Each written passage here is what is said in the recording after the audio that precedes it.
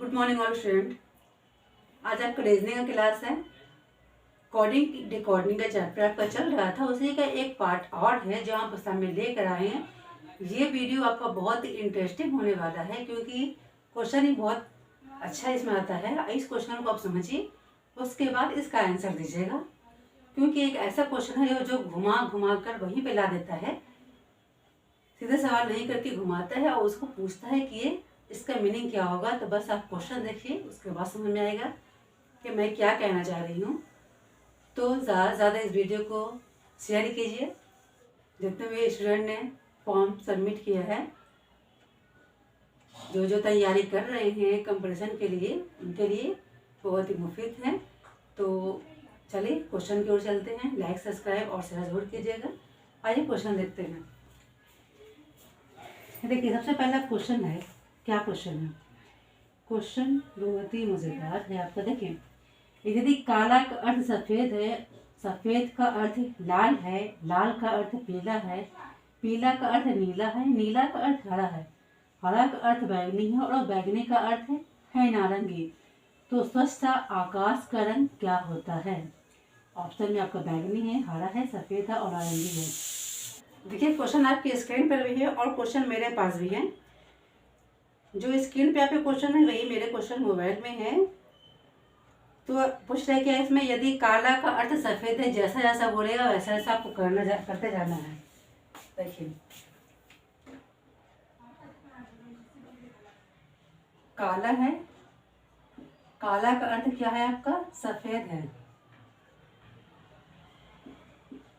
काला का अर्थ सफ़ेद है और सफ़ेद का अर्थ लाल है। काला को सफ़ेद कहा गया, सफ़ेद को लाल कह दिया गया।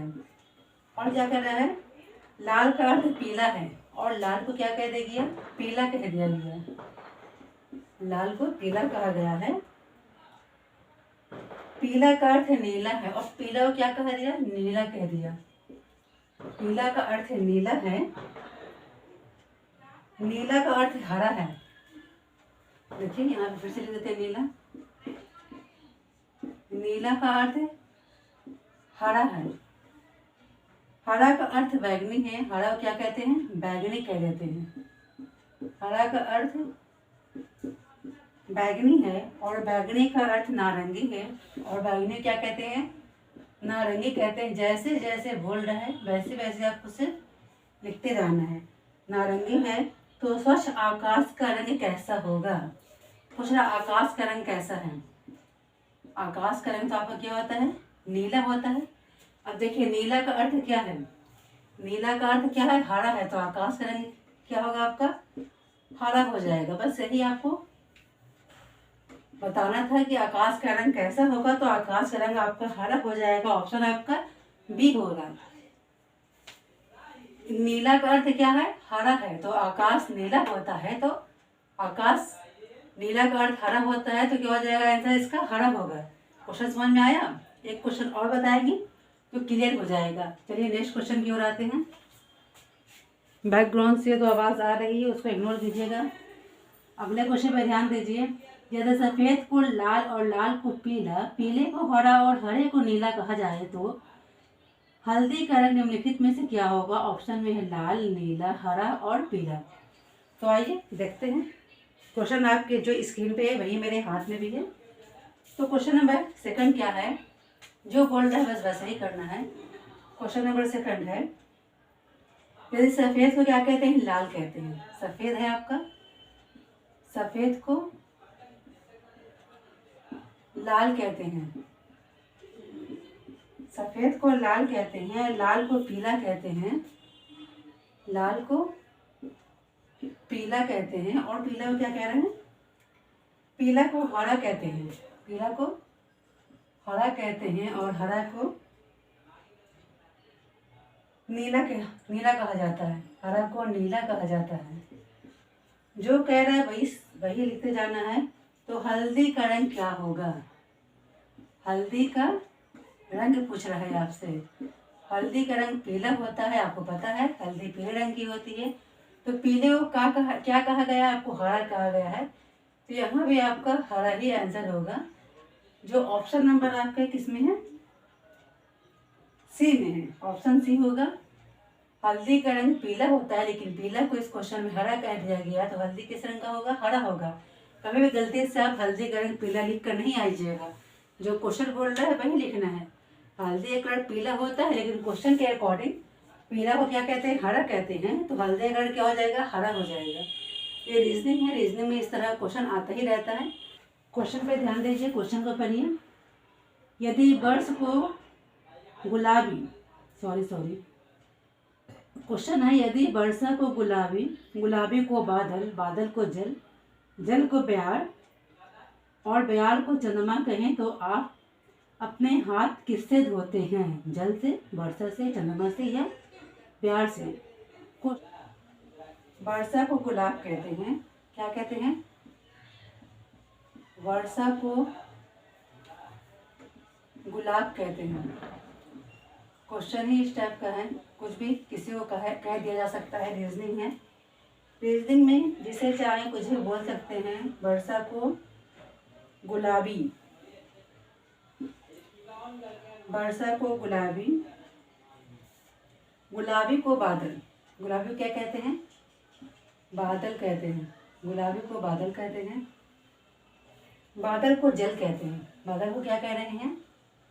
जल कह रहे हैं। जल फिर से नीचे लिख देते हैं, क्योंकि दूसरे लाइन में आना है हमको, इसलिए अभी तो कंप्लीट होगा नहीं।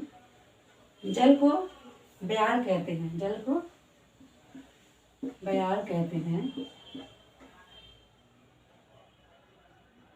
और बयार को चंद्रमा कहते हैं। चंद्रमा कहते हैं। बयार क्या कहते हैं? चंद्रमा कहते हैं।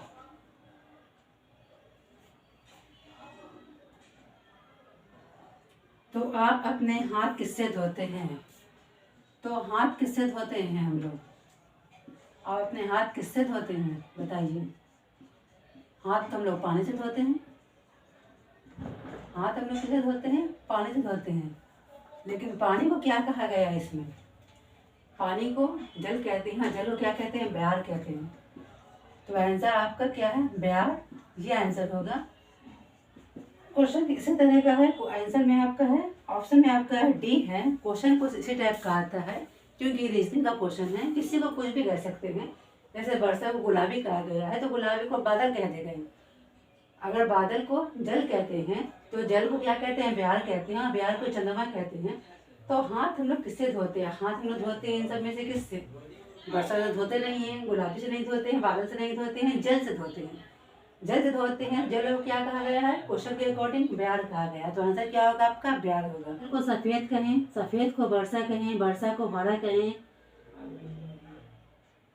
हरा को वायु कहें, वायु को नीला कहें, और नीला को जल कहें, तो पक्षी किसमें उड़ता है? तो देखिए, बहुत ही मजेदार क्वेश्चन है। क्वेश्चन, सफेद को वर्षा, सफेद को क्या कहते हैं? वर्षा कहते हैं। जो बोल रहा है बस लिखते जाना है, किसको क्या कह रहे हैं बस लिख देना है। क्या कह रहा है क्वेश्चन, वही लिख देना है।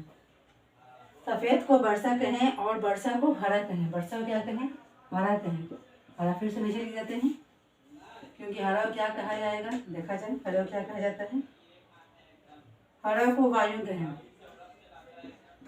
हरा को क्या कहते हैं? वायु कहें।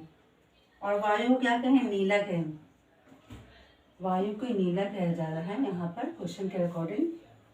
नीला कहें, और नीला को जल कहें। नीला को क्या कहें? जल कहें।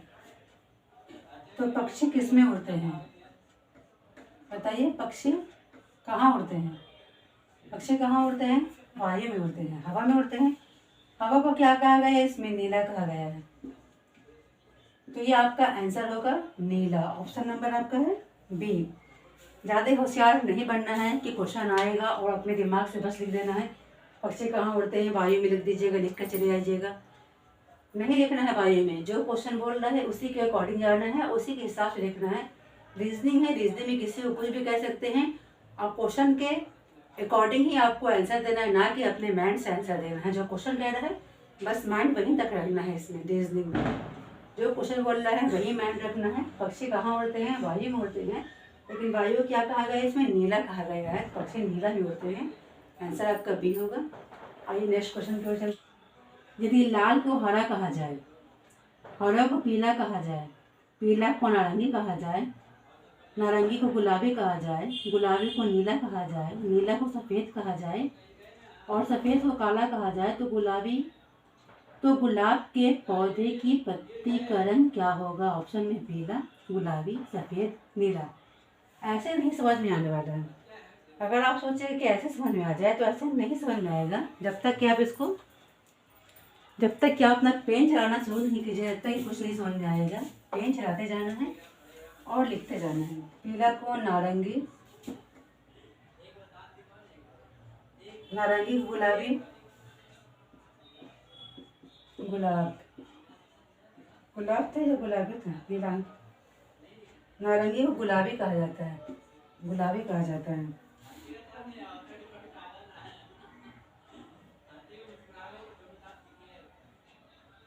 और गुलाबी को नीला कहा जाता है। फिर से लिखते हैं यहाँ पे गुलाबी को नीला कहा जाता है। बैकग्राउंड से आवाज़ आ रहा है बहुत ज़्यादा, एकदम बिल्कुल केयरलेस कीजिए इस आवाज़ को। गुलाबी को नीला कहा जाए, नीला को सफ़ेद कहा जाए। नीला को क्या कहते हैं?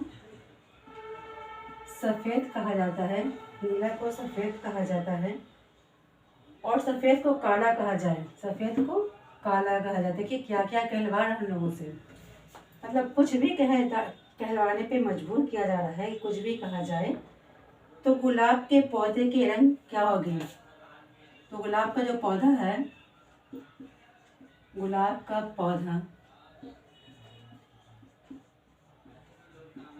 पौधे का रंग पूछ रहा, गुलाब के पौधे का रंग पूछ रहा। गुलाब के पौधे का रंग कैसा होता है आपका? हरा होता है। लेकिन हरा को क्या कहा गया है? पीला कहा गया है। तो आंसर क्या होगा आपका?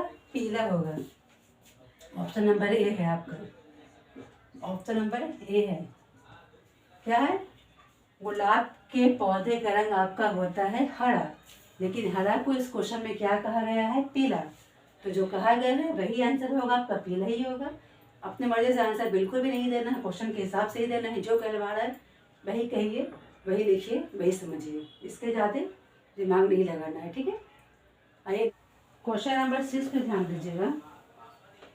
यदि नारंगी को मक्खन और मक्खन को साबुन और साबुन को स्याही, स्याही को शहद और शहद को नारंगी कहा जाए तो वस्त्रों की धुलाई में क्या प्रयोग किया जाता है? आंसर में है शहद, साबुन, मक्खी या स्याही। तो जब वस्त्र धोने की बात आती है तो हम क्या बोल देते हैं? साबुन से धोया जाता है या सर्फ से धोया जाता है। लेकिन इस क्वेश्चन में क्या कह रहा है उसके हिसाब ही आंसर देना है हम लोगों को। ये क्लास आपको ज़्यादा लॉन्ग नहीं ले जाएंगे। ये एक ही पार्ट में ये वाला आपका जो है ये एक ही क्लास में आपका कंप्लीट हो जाएगा। ज़्यादा कुछ तो है नहीं, सिर्फ ये समझना है किसको क्या कहा जा रहा है और लास्ट में क्या किसको कह रहा है वो आप देखिए। आप क्वेश्चन के हिसाब से आंसर दीजिएगा। स्क्रीन पे भी है, देखिए। यदि नारंगी को मक्खन कहते हैं, नारंगी है, नारंगी को क्या कहते हैं? मक्खन। देखिए क्या कहा जा रहा है, मतलब कुछ भी किसी को भी कह सकते हैं। नारंगी को मक्खन कहते हैं, मक्खन को साबुन, मक्खन को क्या कहते हैं? साबुन कहते हैं, साबुन को स्याही कहते हैं। साबुन को क्या कह रहे हैं? स्याही कह रहे हैं। साबुन को स्याही कहते हैं और स्याही को शहद कहते हैं। स्याही को शहद कहते हैं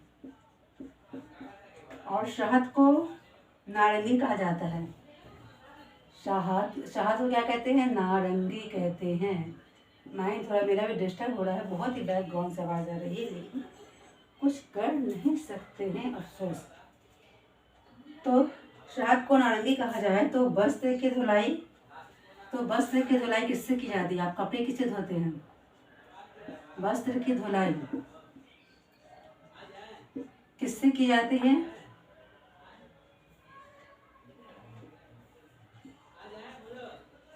वस्त्र की धुलाई किससे की जाती है? वस्त्र की धुलाई किससे की जाती है? साबुन से की जाती है। और साबुन को क्या कह रहे हैं हम लोग? स्याही कह रहे हैं। तो आपका आंसर क्या हो जाएगा? स्याही। जो ऑप्शन कितना है आपका? ऑप्शन नंबर डी है। तो ये आपका आंसर हो जाएगा, ठीक है। तो बस इसी तरह समझना है किसको क्या कह रहे हैं। जैसे हम नारंगी को मक्खन कह दिया, मक्खन को साबुन कह दिया, साबुन को स्याही कह दिया, स्याही को शहद कह दिया, शहद को नारंगी कह दिया। लेकिन पूछ रहा है कपड़े किससे धोते हैं, तो कपड़े हम लोग धोते हैं साबुन से। इस क्वेश्चन के अकॉर्डिंग हम लोग किससे कपड़े धो रहे हैं, सरफ से नहीं धो रहे हैं। इस क्वेश्चन से के अकॉर्डिंग हम लोग साबुन से कपड़े धो रहे हैं। और इस क्वेश्चन में साबुन को क्या कह दिया गया, स्याही कह दिया गया है।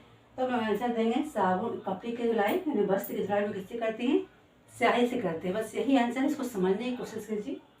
तो अगले क्वेश्चन पे ध्यान दीजिए, आपके स्क्रीन पे है। यदि सफेद को नीला, नीले को लाल, लाल को पीला, पीले को हरा, हरे को काला, काले को बैंगनी और बैंगनी को नारंगी कहा जाए तो मानव रक्त का रंग कैसा है, इंसान की खून का रंग कैसा पूछा है। तो आइए क्वेश्चन नंबर 7 पे जाते हैं। क्वेश्चन नंबर 7 क्या बोल रहे हैं, लाल को नीला, नहीं सॉरी, सफेद को नीला, सफेद को क्या कहते हैं, नीला कहते हैं। सफेद को नीला कहते हैं, नीला को लाल कहते हैं, नीला को क्या कहते हैं, लाल कहते हैं। और लाल को पीला कहते हैं, लाल को पीला कहते हैं। पीला को हरा कहते हैं, पीला क्या कहते हैं, हरा कहते हैं। तो हरा को क्या कहते हैं, फिर से हरा यहाँ पे लिख देते हैं हम। हरा को काला कहा जाता है, हरा को काला कहा जाता है। और काला को बैंगनी, काला को क्या कहा जाता है, बैंगनी कहा जाता है। और बैंगनी को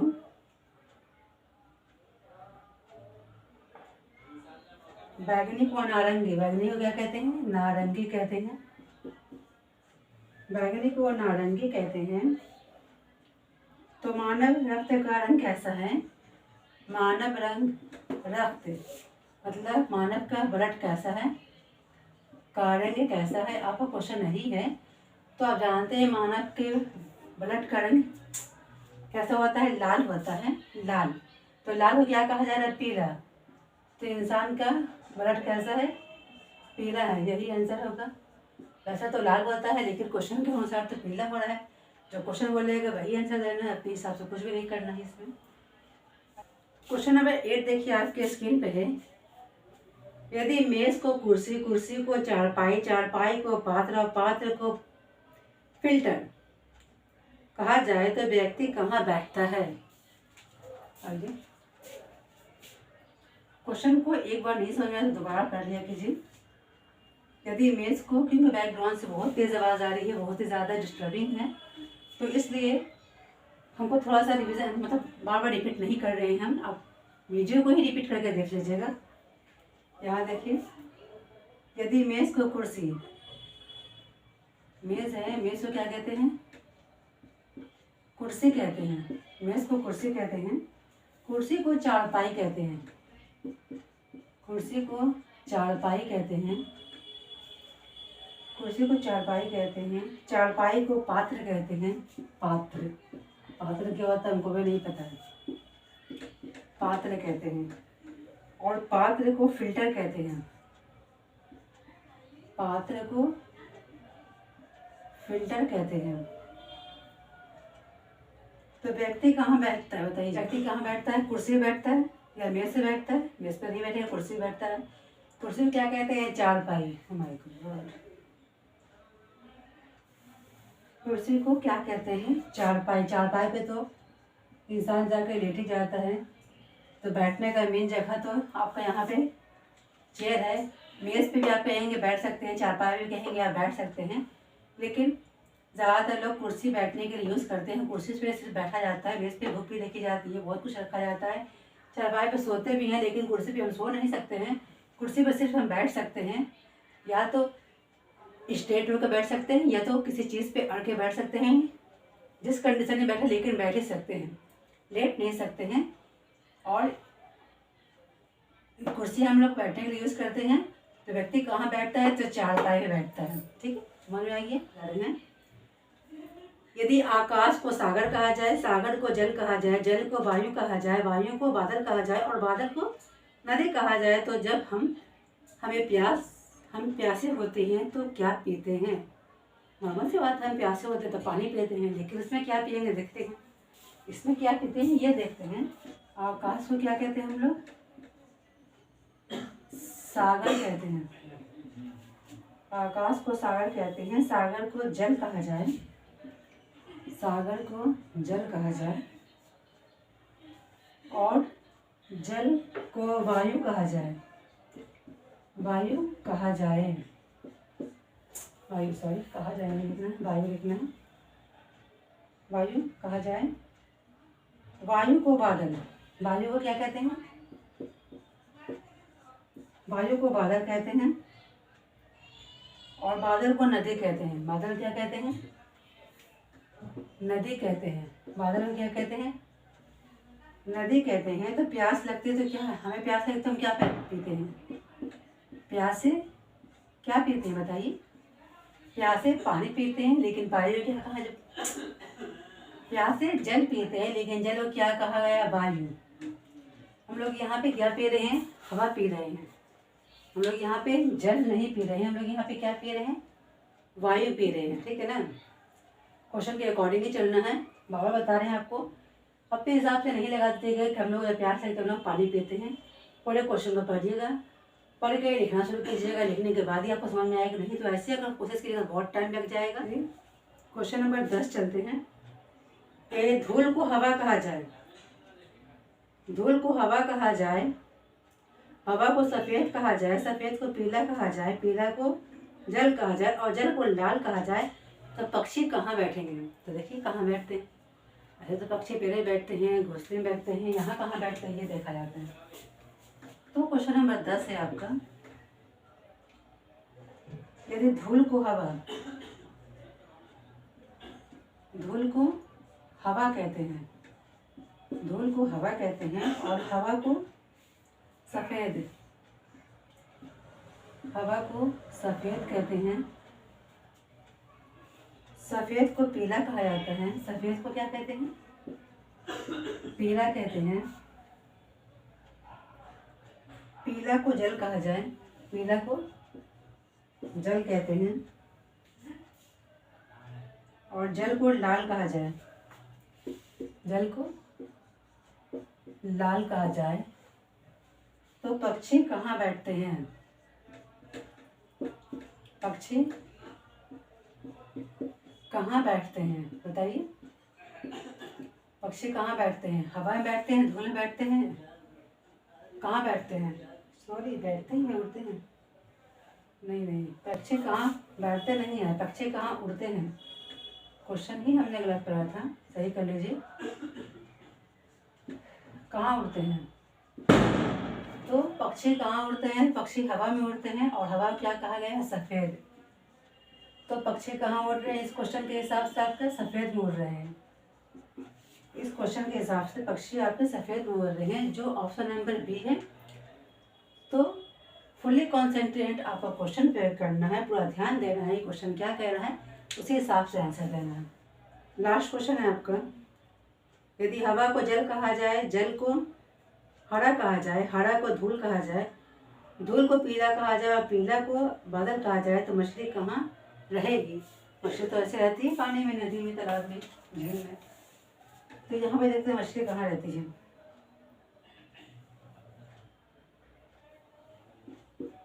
क्वेश्चन है, यदि हवा को जल, हवा को जल कहते हैं, और जल को क्या कह रहे हैं? हरा कहा जा रहा है। जल को हरा, हरा को धूल,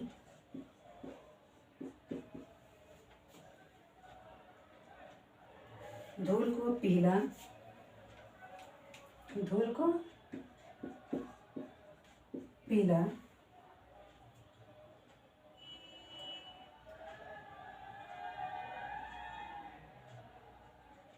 धूल को पीला, पीला को जल, यहाँ पे कहते फिर से, पीला को जल कहते हैं, और जल को सॉरी पीला को, धूल को पीला, पीला को बादल कहा जाए, पीला को जल नहीं, पीला को बादल कहा जा रहा है। पीला को बादल कहा जाए, पक्षी कहाँ उड़ेगी? नहीं, तो मछली कहाँ रहेगी? मछली कहाँ रहेगी? मछली कहाँ रहेगी? बताइए मछली कहाँ रहेगी? बताइए मछली कहाँ रहेगी? लास्ट क्वेश्चन है।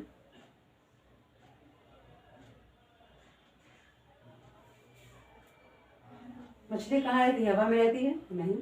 जल में रहती है? यस। तो मछली जल में रहती है, लेकिन जल को क्या कहा जा रहा है? हरा कहा जा रहा है। तो इसका आंसर क्या होगा? हरा। ये आपका आंसर है। इस तरह का 1-2 क्वेश्चन आना कंपलसरी है, आता ही आता है आपके कंपटीशन के एग्जाम में। और बहुत ही हल्का चैप्टर है, बहुत ही इजी है। मतलब ऐसा क्वेश्चन है कि पढ़ो तो मज़ा ही आ जाए। जो जैसे कह रहे हैं वैसे वैसे लिखते रहना। अगर नहीं लिखिएगा, सोचिएगा, सिर्फ माइंड से सोच के बना ले तो गलत हो सकता है, लेकिन अगर पेन चलाते जाइएगा तो नहीं गलत होगा। क्योंकि मतलब किसको क्या कह रहा है कंफ्यूज हो जाते हैं सोचते सोचते। अगर लिखना शुरू कर देते हैं तो कंफ्यूज नहीं होता, क्लियर हो जाता है कि किसको क्या कहा जा रहा है और क्वेश्चन क्या कह रहा है, उसी के अकॉर्डिंग आंसर देना है। आंसर कभी भी अपने माइंड से नहीं देना है। अगर पूछता है हम कहाँ रहते हैं तो हम घर में रहते हैं, लेकिन घर को क्या कहा जा रहा है क्वेश्चन में वो देखना है। हम रहते हैं पटना सिटी में रहते हैं, लेकिन पटना सिटी को क्या कहा जा रहा है क्वेश्चन में वो देखना है। तो इसी हिसाब से आपका क्या होगा? आंसर सेट होगा। तो अगर आपको ये वीडियो समझ में आया है और अच्छा लगा है तो इसे लाइक, सब्सक्राइब और शेयर ज़्यादा से ज़्यादा कीजिए, वे स्टूडेंट्स का बेनिफिट उठा पाएँ। और ये चैप्टर ही बहुत ही अच्छा होता है। रीजनिंग तो होता ही अच्छा है। हर क्लास में हम कहते हैं कि रीजनिंग हमको बहुत पसंद है, रीजनिंग बहुत अच्छा होता है, मैथ भी अच्छा होता है, लेकिन रीजनिंग बनाने में थोड़ा ज़्यादा अच्छा लगता है। कुछ ऐसा क्वेश्चन रहता है कि मतलब टेंशन ही खत्म हो जाता है, इसी क्वेश्चन में भी खो जाता है। तो इस तरह क्वेश्चन बनाते रहना चाहिए, माइंड फ्री होता है। तो आज के लिए इतना ही। कल देखते हैं कौन सा क्लास लाते हैं। कल भी आपका रीजनिंग का ही क्लास है। कल रीजनिंग ही है आपका। रीजनिंग बहुत जल्दी आपका क्लियर हो जाएगा। रीजनिंग के लिए आपको टेंशन नहीं लेना है, क्योंकि रीजनिंग का सब्जेक्ट बहुत ईजी होता है। एक आध लेसन है ऐसा जिसमें थोड़ा सा टाइम लगता है समझने में, लेकिन वो भी समझ में आ जाएगा। आज के लिए इतना ही काफ़ी है।